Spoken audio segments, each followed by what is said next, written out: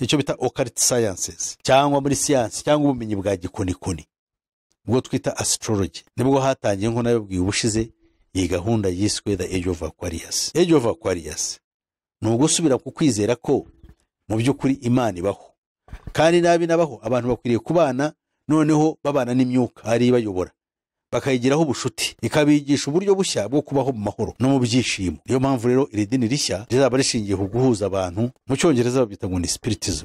So spiritism ni abantu kuba bafitanye ubusabane n'imibereho cyangwa n'imibanire n'abadayimoni. Ibyo nibyo turimo tugiye kwinjiramo, kuko abantu baba bakeneye kumva, kwigishwa no kumenya ibyo badashobora kureba n'amaso yabo. Ari nayo mpamvu aya madini ya Gipantekote yinjiye cyane muri ibyo bintu. Ikintu maze mu cyumve, Omar al-Bashir yari perezida wa Sudan, leta yaho baramufashe n'ubu bari mu maboko yabo, bashobora kumwihanira uko bashaka, ariko barasabwa kugira ngo ajye guhanwa n'umuryango w'abibumbye, kuko ngo ibyaha bamurega ni ibyaha ngo bibangamiye inyoko muntu. Abandi basirikare bawoni ni bariya mitwe y'iterabwoba, nayo ni abakozi bayo, kuko baba bagambiriye ya gahunda yo miryango y'iterabwoba igamije iki muri ya gahunda yo gutangiza intambara mpuzamahanga cyangwa y'isi yose ishingiye.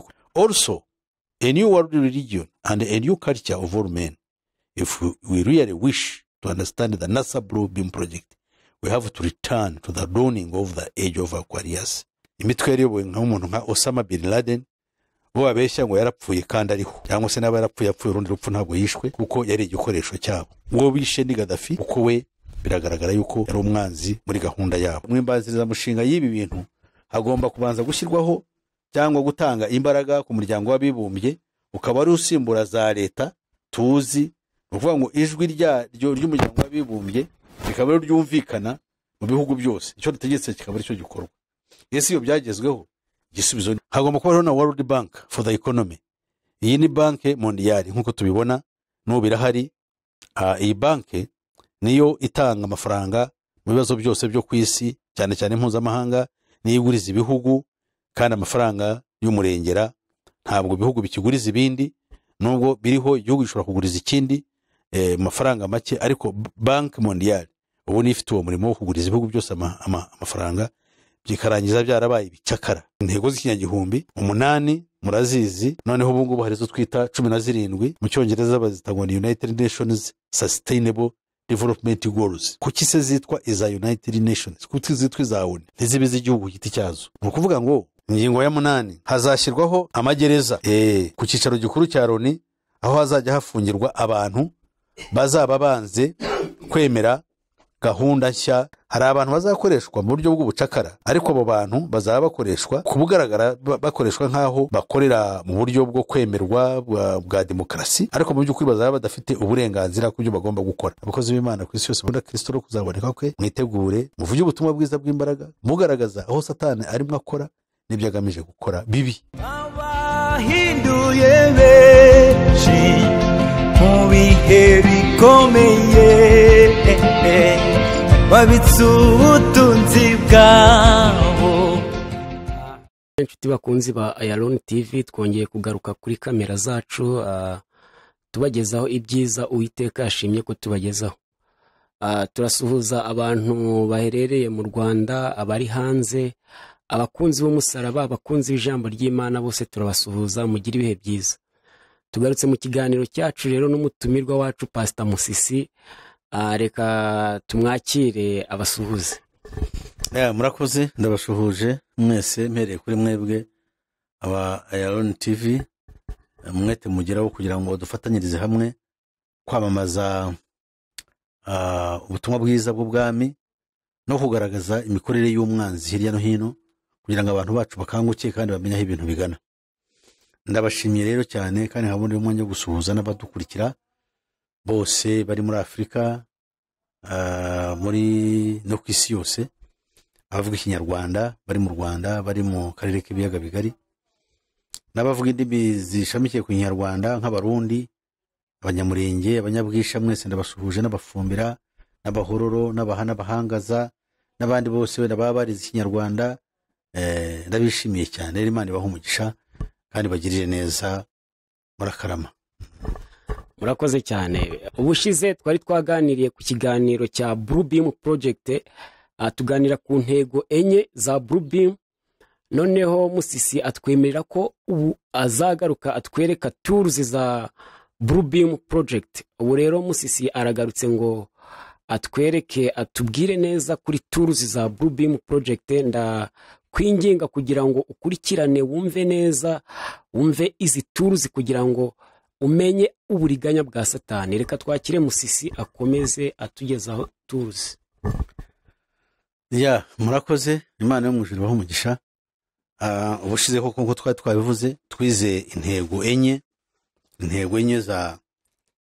z'uyu mushinga witwa Blue Beam project, wo kuhindura isi igafata indi sura cyangwa se igafata indi shusho. Kuvuga ngo ishusho ni iki? Ntabwo ari isi ubwayo nk'uko tuyibona, ibiti n'ibyatsi guhinduka, ahubwo ni ishusho n'imikorere ya mwene muntu.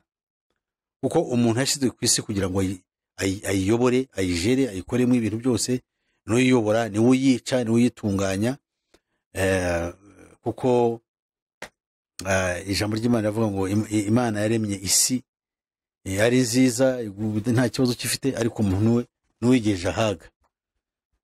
Rero Imana, kuko dufite urugero muri Bibiliya rw'abana ba Isirayeli, uburyo Imana yatikije abanyakanani amoko 7 y'abamori. Imana ikabakura imbere yayo kugira ngo ishyireho mu cyimbo cyabo, ishyireho ubwoko bwa Isirayeli ngo bahature, kuko bari bakabije mu byaha.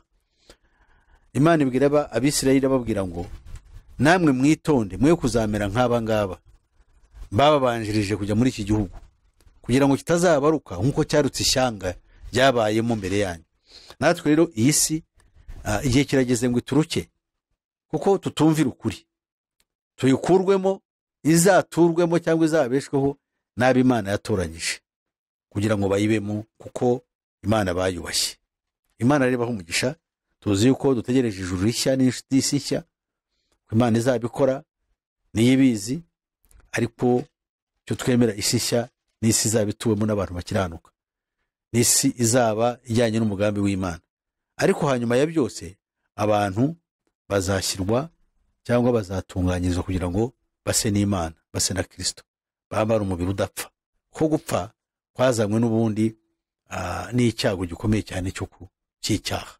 Rero Imana ibaho umugisha. Ubushize rero twari twavuze ku byerekeye intego enye za Illuminati zikubiye mu mushinga witwa Blue Beam project. Izo twarazivuze ubushize, ntabwo nazisubiramo. Washaka kuzumva yasubira inyuma akareba ikiganiro cyabanjirije iki, kuko iki ni icya kabiri kuri cyo. Tumaze kubona izo ntego enye, no tugiye kureba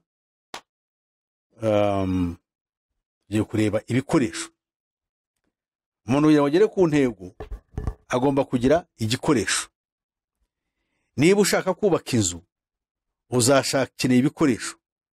Uzakenera isima, uzakenera ibyuma byubaka, amatafari n'ibindi byose, amabati. Ibi byose tubyita tools cyangwa components z'inyubako ugiye gushyiraho. So tools, ushobora gushaka ibitiyo, ugashaka amasuka ahinga acukura umusingi, ugashaka ubutiba bukora amatafari. Ibyo byose biragusaba kugira ngo noneho cya cyo uwubaka ukigereho. Aba nabo kugira ngo bagere kuri izi ntego zabo enye, hari icyo bagomba gukora, nicyo tugiye gukurikira rero. Ikirimo gikorwa ubu ngubu nk'uko ahangaha gisobanurwa, aravuze mu rurimi rw'icyongereza ngo and that kind of declaration of war from the United Nations for the implementation of universal obligatory membership the United Nations, strengthening of the UN by a military and multi-police force worldwide, a worldwide justice department through the United Nations with an international tribunal, a worldwide new trade agreement for all nations, the end of Cold War and the local wars as they are today, and the obligation for peace by scrapping all national and state institutions. Aha rero bakundwa, mwitangira mwimbanziriza mushinga y'ibi bintu hagomba kubanza gushyirwaho cyangwa gutanga imbaraga ku muryango w'abibumbye, ukaba ari usimbura za leta tuzi. Ukuvuga ngo ijwi ry'umuryango w'abibumbye rikaba ryumvikana mu bihugu byose, icyo dutegetse kikaba ari cyo gikorwa. Ese iyo byagezweho, igisubizo ni igihe inama ziva muri loni n'iz'ibihugu byose bishyira mu bikorwa. Muribuka yuko tumaze iminsi dufite ikintu cyitwa ngo ni intego z'ikinyagihumbi 8, ubu zabaye 17. Ese izo ntego zavuye hehe? Zitangwa na loni, niyo mpamvu zitwa United Nations Sustainable Development Goals. Kuki se ziba z'igihugu zitaba intego z'igihugu ku giti cyacyo cyangwa ibihugu ku giti byabyo, ahubwo zikaba intego za loni? Icyo cyo kutacyumva, ariko ntizigere kandi icyo zigeraho. Za zindi 8 zageze kuki? Ese izi 17 zizagera kuki? Ubu zimaze imyaka 5 irenga zimaze gushyirwa mu bikorwa. Ese zigeze kuki? Kubu ngubu turi mu kabwibwi, tutazi iyo tuva niyo tujya. Hanyuma rero akongera akavuga ngo also a new world religion and a new culture of all men. If we really wish to understand the NASA Blue Beam project, we have to return to the dawning of the age of Aquarius. Remember that song? That song said, when the moon is in the 7th house and Jupiter aligned with Mars, then peace will guide our planet and love will steer the stars. This related with the year 1982 to be, at the time, the opening of the conspiracy of the age of Aquarius, just before the implementation of the New World Order supposed to begin sometime 1983. Ahangaha kugira ngo ibyo tumaze kumva yuko hagomba gushyirwaho gahunda ya none ishingiye ku muryango w'abibumbye. Iyo ni gahunda ya leta mu butegetsi bwa politike. Hagomba rero kujyaho nanone gahunda yo gushyiraho nanone imyizerere imwe, imyizerere n'umuco umwe. Ubu tugomba kugira idini rimwe, ari ryo Bibiliya yise igishushanyo gisengwa no ku mugaragaro kigashyirwaho. Kandi iyo gishushanyo gisengwa kigomba kuba gishingiye ku bwenge no gutekereza kwa muntu. Ariyo twavuze yuko abazashyirwaho uwo mwuka uzaturuka ku muhanuzi w'ibinyoma, nkuko twabivuze. Uwo nguwo umeze atyo niwe uzaba ushyizwe, niwe ufite icyo kimenyetso. Kandi iyo ntabwo ari ibintu biri mu nzagihe, ni ibintu byatangiye kera. Kuko guhakana no gutoteza no kurwanya Imana, nkuko twabivuze, bimaze imyaka irenga 250 uhereye mu kinyejana cya 18, ubwo ibyigishirize ishingiye kuri humanism no kuri ibyo bita rationalism yakirwaga igatangira kwigishwa hose mu Burayi. Abantu bagatangira kwiga ibintu bya liberalism, bikabangikanywa n'iyobokamana tusanzwe tuzi. Iyobokamana rigakirwa ku ruhande, mu mashuri abantu bakigishwa cyane ibintu bijyanye n'ubwenge bwa siyansi n'imyizerere ishingiye ku bwenge bwa muntu. Ubwo bwenge bwa muntu, iyo mitekerereze, nkuko twabyumvise ubushize, niyo twita religion based cyangwa a religious cult based on the cult of the reason of man.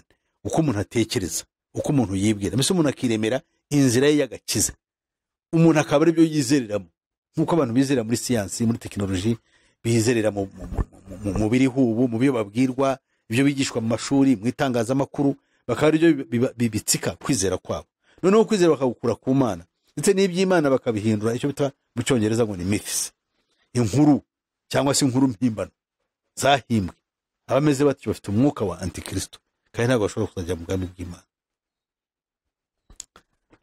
Hanyuma rero ubwo tumaze kumva ibyo nyibyo, iyi ni gahunda yatangiye nkuko twabivuze ubushize mu cya 1982. Icyitonderwa bashaka kugira ngo mwumve neza, iyi gahunda yatangiye mu kinyejana cya 18, cyane kuva tariki ya mbere y'ukwezi kwa gatanu mu mwaka w'icya 776. Hashyirwaho uburyo bushya bwo kwigisha abantu.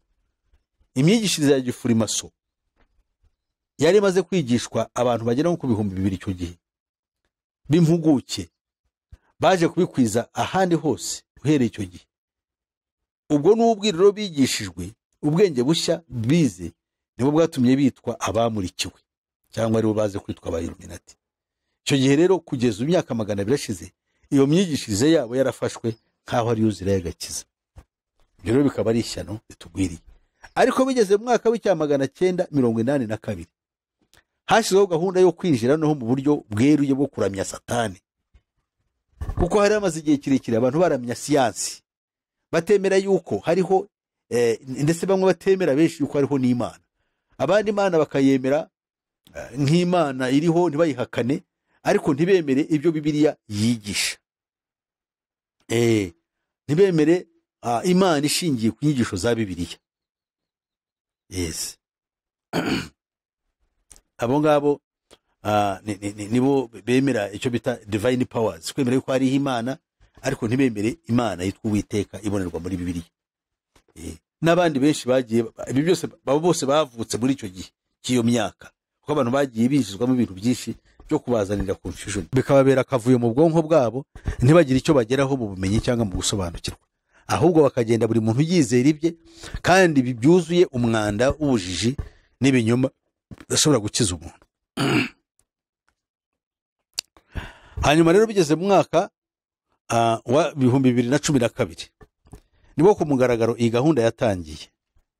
Iyi gahunda muri siyansi, mu ishami rya icyo bita occult sciences, cyangwa muri siyansi cyangwa ubumenyi bwa gikonikoni bwo twita astrology, nibwo hatangiye nko nabibwiye ubushize iyi gahunda yiswe the age of Aquarius. Age of Aquarius ni ugusubira ku kwizera ko mu by'ukuri Imana ibaho, kandi nabi nabaho abantu bakwiriye kubana, noneho babana n'imyuka ari ibayobora, bakayigiraho ubushuti, ikabigisha uburyo bushya bwo kubaho mu mahoro no mu byishimo. Niyo mpamvu rero iri dini rishya rizaba rishingiye ku guhuza abantu n'iyobokamana rishingiye ku magini cyangwa ku badayimoni. Ibi twabyise iki? Twavuze ko iyobokamana rishya rizaba rishingiye, ubukristo bwaryo buzaba buri 5%.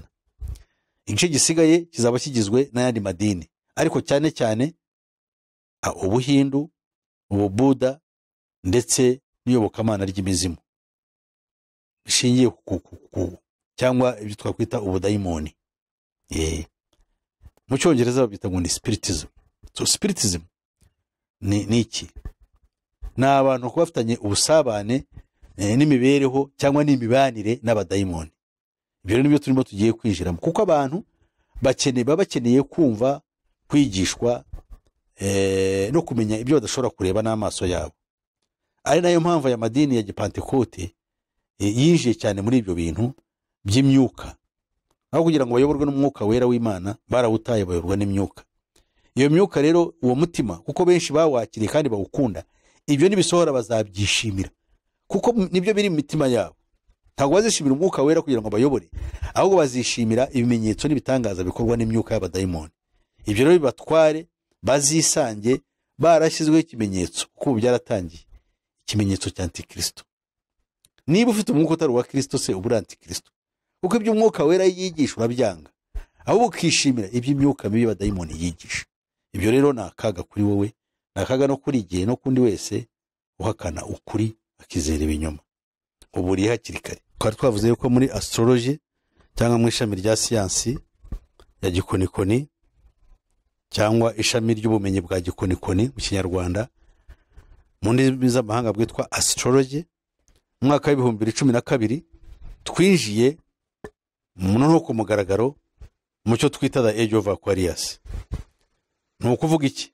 Ni ukuvuga ni igihe cyo gutangira gukora n'abadayimoni, nk'uko ubundi n'umushinga w'inyigisho 7 usobanura yuko inyigisho ya 4 ari ukugira ngo abantu bagirane ubusabane bwo kubana n'imyuka y'abadayimoni. Iyo tuvuze iby'imyuka y'abadayimoni, inyigisho ya 4 muri za nyigisho 7 za New Age. New Age navuze yuko ari gahunda iriho itegura kugira ngo twinjire muri cya kindi cyitwa New World Order. So New World Order ni ubwami bwa Antikristo ku buryo bweruye. Ni ukuvuga ngo ni cya gihe nk'uko Kristo nawe azaza gushyiraho isi nshya n'ijuru rishya, Satani nawe azaba ashyizeho isi nshya n'ijuru rishya ku isi, mu mitekerereze n'imikorere y'abantu. Tugiye kureba rero mbere yuko twinjira muri za tools cyangwa bya bikoresho 4 byifashishwa, ibikoresho cyangwa tools, hari byo tugomba kureba bikubiye mu ngingo 3 z'ingenzi.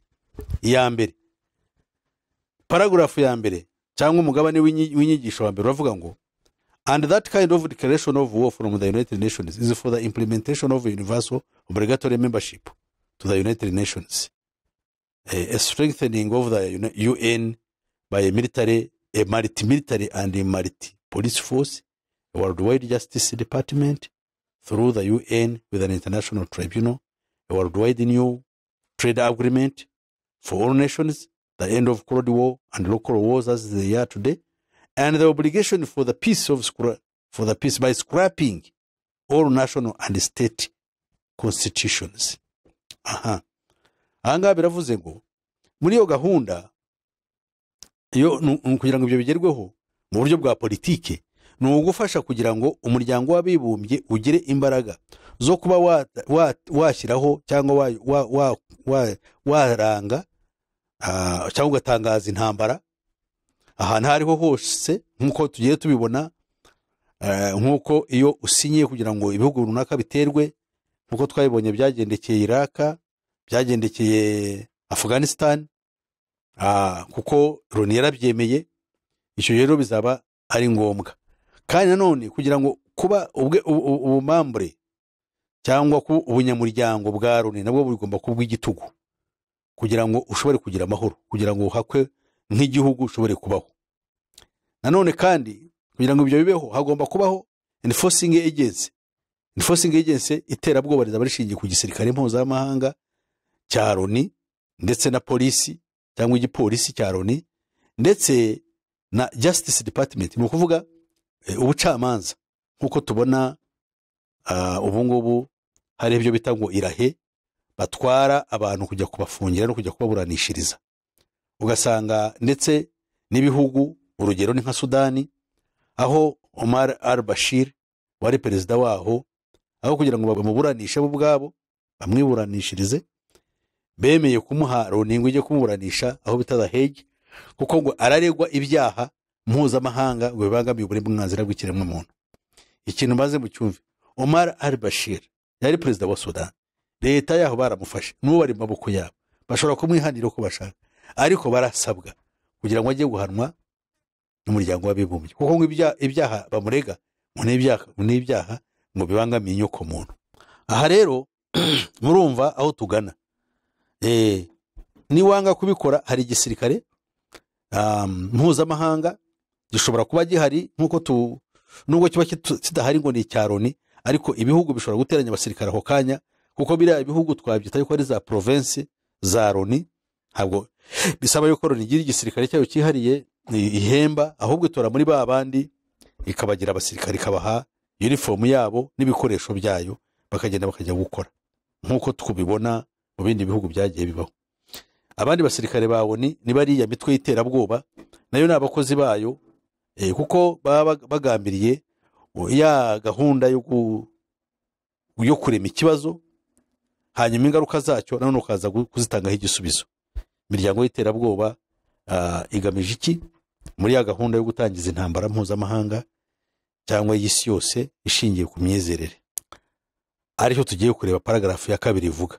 Paragrafu ya 2 yavuze ngo, iyo tuvuze paragrafu barabyumva, n'indi nyandiko ikurikiyeho iravuga ngo, also a new world religion and a new culture of all men. If we really wish to understand the NASA Blue Beam project, we have to return to the dawning of the age of Aquarius. Yes. When this is related with the year 1982, to be at that time, the opening for the conspiracy of the age of Aquarius, just before the implementation of the new world order, supposed to begin sometime 1983. Kugira ngo rero tubyumve bino bintu umwanditsi aratubwiye ngo tugomba gusubira kuri cya kindi igitekerezo cyo gushyiraho idini rimwe n'umuco umwe w'abantu bose. Iki rero kugira ngo gishoboke ntabwo byashoboka izi ntambara zitabanje gukorwa. Niyo mpamvu mu mwaka w'1983 nibwo gahunda yo gusasira cyangwa gutunganya ibi tuvuze yatangiye, kugira ngo twinjire muri cya gihe twise the age of Aquarius. Habanje kubaho gutegura. Ubu rero muri uwo mwaka w'1983 nibwo umuteguro watangiye. Mwaka w'2012 nari mbivuze mu kanya nibwo twijiye muri iyo gahunda, kugira ngo ibyo bibeho rero habanje gusenywa ibihugu byinshi n'intambara tubona zakomotse kuri ya minara ngo ya Amerika yasenywe ngo n'ibyihebe. Nyamara ibyo byihebe ari ikintu cyakoreshejwe mu bwiru bwo kugira ngo twe kumenya ibyo ari byo. Imitwe yari yobowe nk'umuntu nka Osama bin Laden bo babeshya ngo yarapfuye kandi ariho, cyangwa se n'aba yarapfuye urundi rupfu ntabwo yishwe kuko yari igikoresho cyabo. Ngo bishe ni Gaddafi kuko we biragaragara yuko yari umwanzi muri gahunda yabo.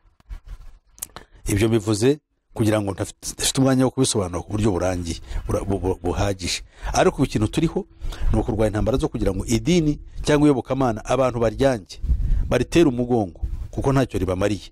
Noneho bibe ngombwa yuko rya dini rimwe igishushanyo gisengwa kizicisha abatakiramya rishobore gushyirwa mu bikorwa.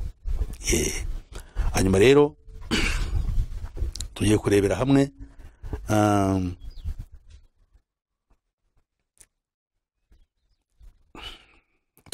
hamwe noneho izo tools cyangwa ibikoresho nabasezeranyije. Mu by'ukuri ni ibikoresho 9 bigomba gutuma umugambi ugerwaho, kuko ntabwo wagerwaho hatariho ibikoresho. Ntabwo ushobora gutangira umushinga ibikoresho bigufasha muri uwo mushinga bitariho. Rero ibikoresho cya mbere nkuko twari tubivuze nicyo bita mu Cyongereza ana international army. Iri ni igisirikare mpuzamahanga nkuko tubibona. Bino gisirikare kiraremwa nk'ikiri muri Kongo n'ahandi mu bihugu byinshi. Hakaba ariko na cya kindi kirwana kigizwe n'ibihugu wenda nka 2 cyangwa 3 biba byemewe na ONU bikagenda bigashoza intambara nkuko byagenze muri Iraq, muri Afghanistan, muri Syria no muri Libya. Cyangwa se nka bino ibyitirirwa Afrika birwana muri Mozambique, muri Somalia n'ahandi. Hagomba kubaho na World Bank for the Economy. Iyi ni banke mondiale nkuko tubibona n'ubirahari.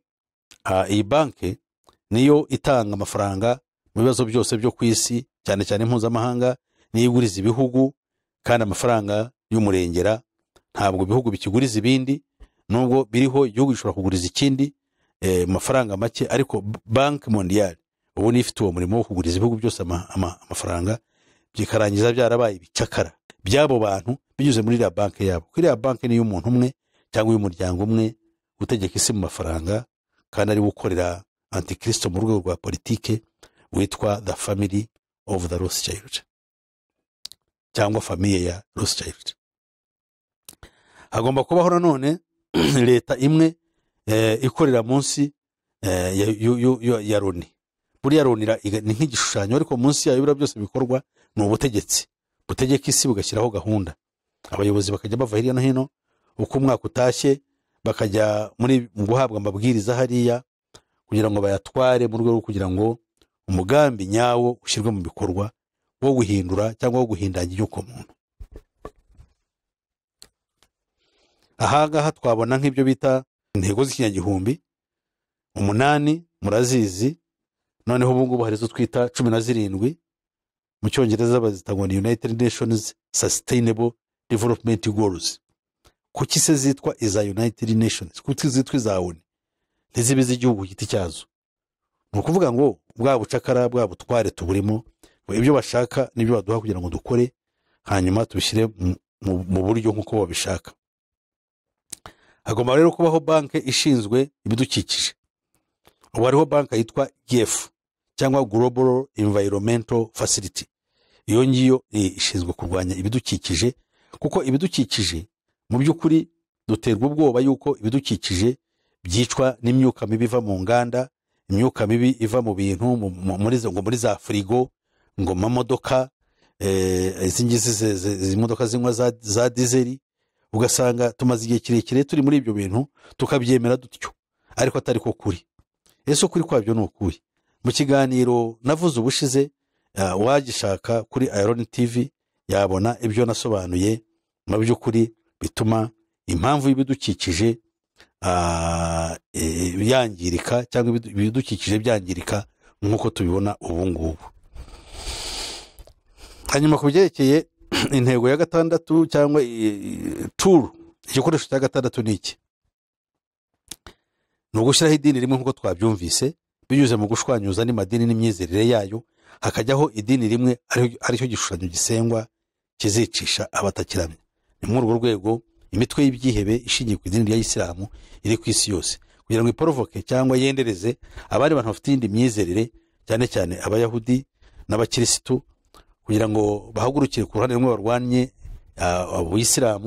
abayisilamu nabo bafashijwemo n'abakomunisiti n'abandi bantu batizera Imana n'imyuka n'amadini mabi y'Iburasirazuba, bafatanye nabo mu kurwanya ukuri.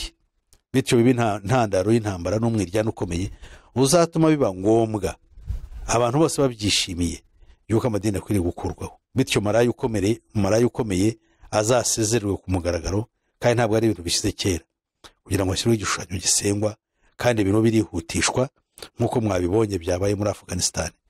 Uko biriya bintu byabaye, mwabonye uko bakora, bararasa abantu ku mugaragaro, barica umuntu ngo ni umukristo, kandi abavuga ngo bafite imiryango iharanira uburenganzira bwa muntu biyicariye hariya, n'igisirikare cyari kirize ba bantu cyabataye, abandi bakwirwa imishwaro, babuze aho bakwirwa, bagenda babacumbikishiriza, kandi bari basanzwe bafite igihugu cyabo nk'uko twabivuze mu kanya.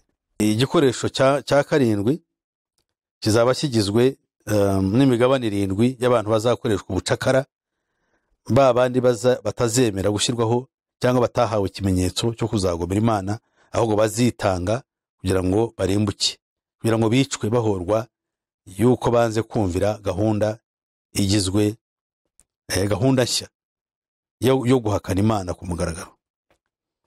Ingingo ya 8, hazashyirwaho amagereza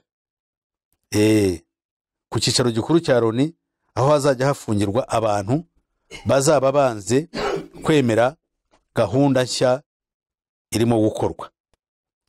Hanyuma ingingo ya 9 cyangwa igikoresho cya 9 ni ugushyiraho uburyo bwatangijwe n'ubu tubona bwo gukontorora cyangwa kugenzura imirire yacu ku isi.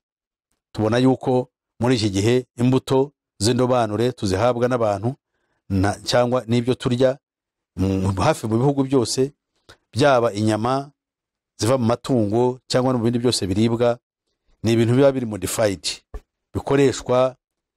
bigakoreshwa igihe gito bikaduhabwa ngo tubirye, bitari byageza n'igihe cyo kuba bikuze cyangwa bitunganye. Ntatinze muri ibyo murabizi yuko usigaye urya inkoko imaze ibyumweru 3, ukarya ikigori, imbuto aho yaturutse ntuhazi, kimwe n'ama fruits cyangwa amatunda nayo dukoresha aba yarahawe amafumbire, ayandi yaragiye ahuzwa ngo kuno kubangurirwa, ugasanga murarya ibintu ngo igiti barakibanguriye, none ugasanga ibyo uriye ntubizi n'uburyo bigiye bimeze. Byose biradutunganyirizwa, ariko icy'ingenzi icya mbere nuko ari bo bafiteho ububasha bwo kubiduha. Icya kabiri nuko ibyagishyizwemo bijyanye no kuduhumanya tutashobora kubyigenzurira, ahubwo bakaba babigenzura. Tugiye rero kureba imigabane 7 nayo ya nyuma muri kiganiro. Imigabane 7 izagirwa n'abantu, imigabane 7 bacakara cyangwa bazatotezwa, banze kwemera kuyoborwa n'umugambi wa Satani, aribo bazicishwa n'igishushanyo gisengwa kuko banze kucyumvira. Abo bantu bazaba bagizwe n'imigabane 7. Abo bantu ushobora kuzabamo, nanjye ushobora kuzabamo. Bene data cyangwa bizera abazabahakanya iyo gahunda, bagaragara yuko ari bazima, bafite ubuzima bwiza, kuzajya bakoreshwa nk'abantu bakurwamo ibihimba by'imbere mu mubiri, nk'imitima, nk'impyiko, imyijima, kugira ngo bikoreshwe guhabwa abo baherwe bazabakorera antikristo, bazafite ibibazo by'uburwayi.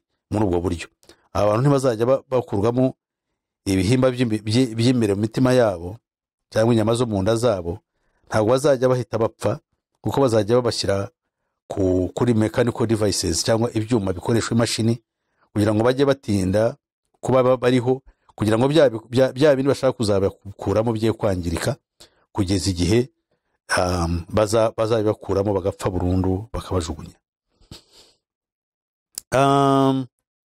undi mugabane wa kane ni umugabane ugizwe n'abantu bazaba ari abakoreshwa mu ibanga. Abo bantu bazajya bakora nk'uko ahangaha bavuze ngo the new world order is basically a worldwide dictatorship based upon the Luciferian religion, a dictatorship with the illusion of democracy. In order to maintain the illusion of democracy, camps and slave labor will be hidden underground in massive colonies that are being built as we write this report. Hari abantu bazakoreshwa mu buryo bw'ubucakara, ariko abo bantu bazaba bakoreshwa ku bugaragara bakoreshwa nk'aho bakorera mu buryo bwo kwemerwa bwa demokarasi, ariko mu by'ukuri bazaba badafite uburenganzira ku byo bagomba gukora, kuko bazaba muri za kampusi z'abacakara bazashyira munsi y'ubutaka. N'ubu ngo zatangiye kubakwa. Nk'ubu ngo dufite imijyi yo bitwa bankers yubakwa munsi y'ubutaka, abantu benshi batazi aho iri, kandi yatangiye kubakwa n'ubu irahari. Muri iyo mijyi rero iri munsi y'ubutaka nimwe abantu b'abacakara bazajya bashyirwa, bagahabwa inkorera gahato, ntacyo bahembwa, bari aho, ariko bakaba bakora kugira ngo baba bacakara, kugira ngo ubukungu butere imbere bw'iyi systeme izabishyizweho. Ni bande bazakorera, bazaba inkorera gahato? Ni abazanga cyangwa abana babo. None tugiye kugera ku ngingo ya gatanu igizwe cyangwa umugabane wa gatanu ugizwe n'abantu bazaba batari abafungwa ku buryo buzwi bugaragara, ahubwo bazabanza bagashyirwa muri mu mashuri, nicyo bita re-education center, naho no mu amahugurwa, bazajya bahabwa amahugurwa bakongera bakigishwa. Abo ngabo bazemera, abo nibo bazavamo abantu bazaba bihakana Imana ku mugaragaro, noneho bakajya bashyirwa ku mateleviziyo mpuzamahanga bumvikanisha yuko bari barayobye, ahubwo noneho umurongo uriho wa Satani ni wo kuri. Aba bazaba baravuye mu bakirisitu cyangwa abandi bantu bazihakana, bazarwanya umwanzi badashaka kugira ngo bagendere muri gahunda ye. Abo ngabo rero ni babandi batsinzwe, bazarangiza bihaye kujya kuri za televiziyo kuvuguruza ibyo bemeraga, bavuga yuko mu by'ukuri bwari ubuyobe bari barimo, ariko basingize ingoma iriho n'imikorere yayo yuko ariyo mu by'ukuri ari ifite agaciro. Ibi bizaba bimeze nk'uko abanazi bajyaga bafata abayahudi bitwaga gospels bakabavugisha kwanga bene wabo no kubatuka mu ntambara ya kabiri y'isi yose. Hanyuma intego cyangwa umugabane wa gatandatu wo uzaba ugizwe n'abazajya bicwa ku mugaragaro, babandi bibiharamagara bazati turanze ntabwo dushobora kwemera ibyo, noneho bakagira aho bicirwa ku mugaragaro kugira ngo abantu babibone batinye bagira ubwoba. Abo nibo bazaba ari intwari z'Imana. Umugabane wa karindwi ntabwo twawuhawe, ahubwo ngo urimo urategurwa, tuzawubona mu minsi iri imbere. Imana yo mu ijuru umugisha. Ibi mwumvise mushobora kubiheraho mukabaza ibibazo cyangwa mukagenda mu bindi mutekereza. Icya kabiri, mugakora ubushakashatsi bwanyu. Ndavuga mu bakristo, hari n'abantu badashaka yuko ibyo tubimenya ngo twizere Yesu gusa, ariko badafite kwitegura kuzahangana n'ibihe bimeze bitya. Bimeze batyo rero nabagirira imbabazi. Ibi byateguwe n'umwene data witwaga Serge Monast, afatanyije n'undi munyamakuru barabakristo, badushyira ahagaragara kugira ngo tuzabyumve. Kandi mu gukora ibyo nyibyo ko bamenyekanye barabizize, natwe babashyiriye ahagaragara mu kudusengera, kandi twiragisha Imana twiringiye yuko namwe muzaba intwari mu kumva ibintu kandi mukabijya kandi mukabyamamaza. Imana yo mu ijuru ibahe umugisha kandi bagirire neza, dusengere natwe dukomeze dusengerane. Abakozi b'Imana ku isi yose bakunda Kristo no kuzaboneka kwe, mwitegure muvuge ubutumwa bwiza bw'imbaraga, mugaragaza aho Satani arimo akora n'ibyo agamije gukora bibi. Mutwe kumera nk'aba bandi bajya bavuga ngo ariko ibyo si ngombwa, ngomba no kwizera Yesu Kristo. Ntabwo ushobora kwizera kujya ku rugamba utari umusirikare, utazi n'umwanzi wawe ibyo agamije gukora. Kugira ngo urusheho gusenga no kwegera Imana, uzi ikigutegereje. Imana yo mu ijuru ibahe umugisha. Murakoze. Reka dusenge. Mana data wa twese, tugushimiye umunsi, tugushimiye dushoboye gushyira ahagaragara. Abazabyumva bose bumva ururimi rw'Ikinyarwanda, uzabafashe kugira ngo bafate icyemezo gikomeye no kuba intwari ku rugamba. Ntuhabwe icyubahiro Mana, kandi uturinde, urinde n'abakwizera bose, n'abakunda kuzaboneka kwabaho umugisha, udukomeze muri bino bikomeye tugiye kwinjiramo, tuzashobore gutsindishirizwa nawe. Tubyambarije mu izina ryawe Kristo Yesu umwami wacu, amen. Bakundwa rero, inamiro yanjye ni 0788 50 60 76. Iyo nomero kandi ibonekwa ni kuri WhatsApp, niyo iri kuri WhatsApp. Abari diaspora no gushyiraho ikimenyetso cyo guteranya, ugashyiraho 250, ugashyiraho 788 50 60 76. Imana yo mw'Ijuru ibaho umugisha rero, kandi ibagirire neza. Bashaka icyo babaza, icyo banyunganira, Imana ibaho umugisha. Murakoze, amina. ubuzima bw'isi